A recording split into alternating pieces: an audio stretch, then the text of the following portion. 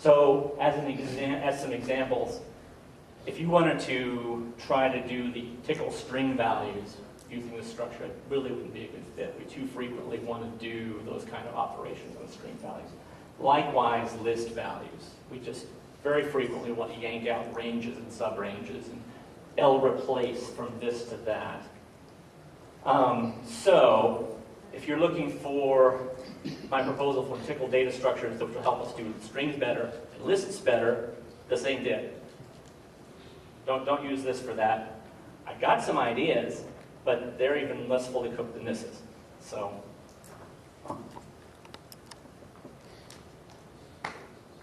let me tell you what's actually in code. There's a branch in Fossil, the DGP refactor branch, and there's a source code file, tickle.brodnik.h, and another one, tickle.brodnik.c, and they contain macros primarily that will let you create a Brodnik array of any type and a Brodnik pointer to go along with them as complement. It's functional. You can do most of the things you want to do with arrays. Most of the all the interfaces that are in there are working. There may be interfaces you wish were there that aren't. I'm sort of filling these things in on an as-I-need-them basis rather than working from some master spec, as Carl would have cautioned me. And as sort of an ongoing test, there are a lot of these places in the Tickle core where dynamic arrays are used, and I've converted a lot of them over to the Brodnik array, perhaps even more than I should have. But it's a way for me to make sure that things are functioning. I convert a lot of these things, I run the Tickle test suite, and it still works. It still throws no errors, and at least as I measure by how long the test suite takes to complete, there's no obvious performance disasters cropping up. I am not going the right way and defining benchmarks that will carefully tell me whether I'm gaining or losing, but at least I know I'm not destroying things. Where I think I'm going with this, one of the things I would like to convert and haven't gotten done yet are Tickle token arrays. And this is one place where I actually think it may help. I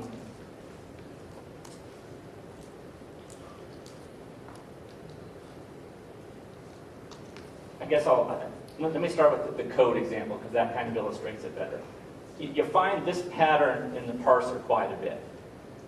You set an integer word index to the value of parse pointer num tokens. This is the number of tokens my parser has found in the task it's completing right now. And then I remember, as a pointer, the value in an array of Tickle tokens at that index. And then I go do stuff. And that stuff may involve growing that token array. So then at some point later, I have to recompute that token value in order to make use of it, because the pointers aren't stable. Whereas if I were using a Brodnik array, that additional step wouldn't be required.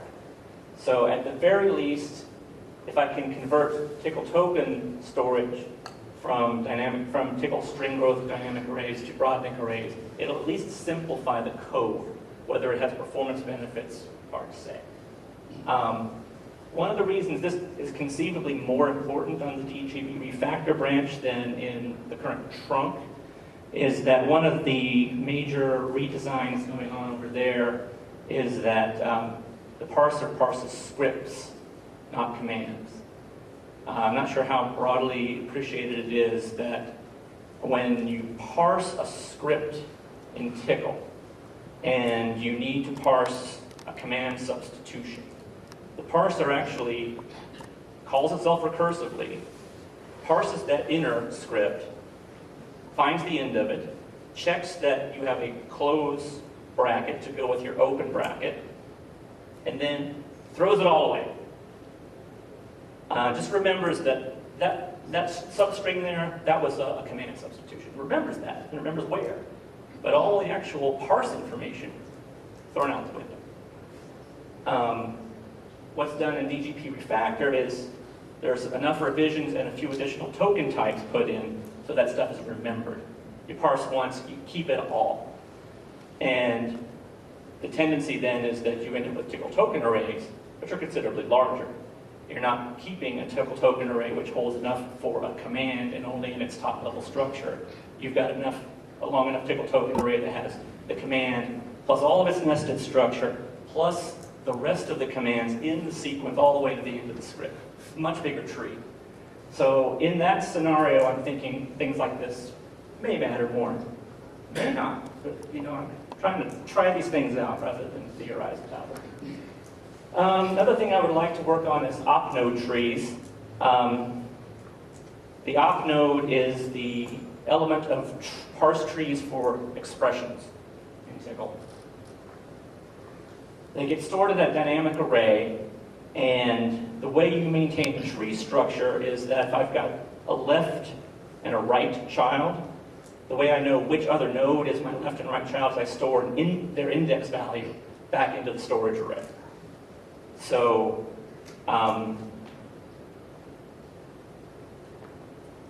if the array is going to grow to the limits of Tcl memory allocation, potentially, I've got to store an int. Because conceivably, my child is 2 gigabytes away from me. If we get to Tcl 9 and we have size t, I'm going to have to be storing size t's if I don't change my strategy. I'm going to be doubling the size of my nodes, even though I'm almost never going to actually use them.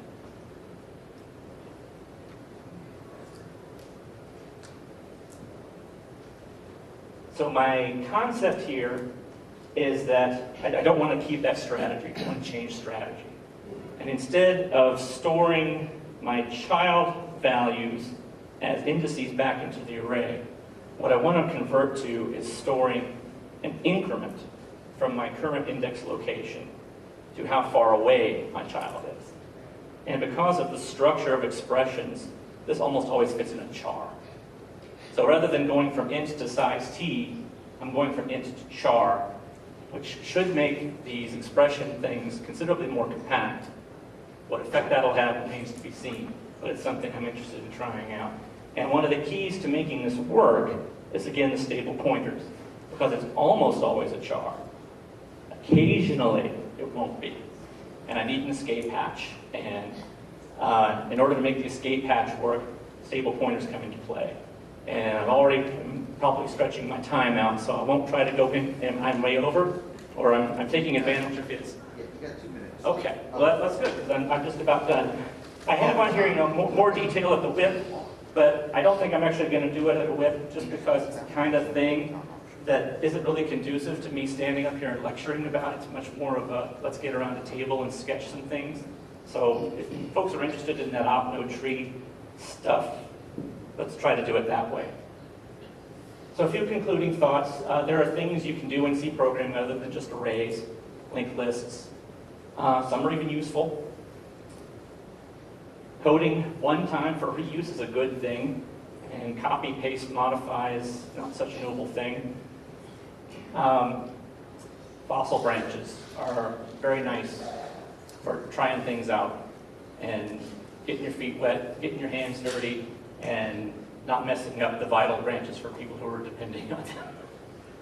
And probably the key thing is here, there's more ideas in time, and that gives me a prompt to just apologize again for not having delivered as much as I suggested I would with the abstract. Those of you who like the proceedings will notice I didn't actually write a paper on this stuff either. So I'm hoping people who are curious about these things will follow the work on the fossil branches rather than some write-ups that I should have done and didn't. So thank you for your attention.